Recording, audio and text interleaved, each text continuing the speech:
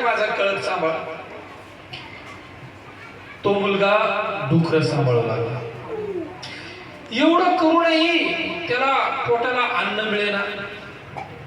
आणि मग शेवटी त्याच्या मनामध्ये एक विचार आला. तो म्हणाला की हे जे डुकर त्या शेंगा खात आहे, त्या शेंगा, ते टलफर, माझ्या बायबलमध्ये ते टलफर शब्द वापरलेला आहे. तुमच्या बायबलमध्ये शेंगा शब्द वापरलेला आहे. माझ्या बायबलमध्ये जे मूळ ग्रीक मधून भाषांतरित आहे त्याच्यामध्ये शेंगांचे टलफर आपण हळद आपण खातो, सारखे वगैरे त्यांना टाकतो. तर तो म्हणतो ते टलफर तरी मला भेटावे. आणि बायबल सांगतं त्याला कोणी काही देत नसेल. बोला हालेलुया. देवाच्या प्रिय लोकांनो, कधी कधी आमच्या जीवनामध्ये आम्ही सुद्धा जी सुवर्ण संधी असते आमच्याकडं, जो एक गोल्डन टाइम असतो, देवाकडे येतो, हाका मारतो, रडतो. मी नक्की त्याच्यासाठी प्रार्थना करतो. पण मला एक नक्की माहित असतं, गोल्डन टाइम याने बर्बाद केलेला आहे. हालेलुया.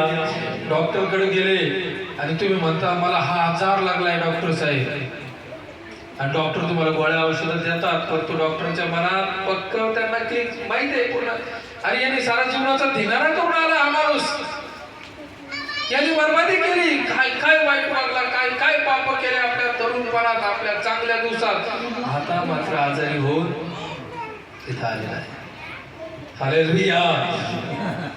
याने काय केलं, सगळं उधळून टाकलं. आता तो हाका मारत आहे, मला काहीतरी द्या रे, मला काहीतरी मदत करा रे. देवाच्या प्रिय लोकांनो, परंतु असंही केलं तरी आमचा परमेश्वर मात्र दयाळू आहे. तो म्हणतो तुझी पातके लाखेसारखी लाल जरी असली तरी तू माझ्याकडे ये, मी बर्फासारखी शुद्ध स्वच्छ करून टाकेन. असा आमचा दयाळू परमेश्वर आहे. किती अपराधी असू द्या, किती पापी असू द्या, जर खऱ्या मनाने येतोय, खऱ्या अंतःकरणाने येतोय, खरं मन पाहिजे बरं का.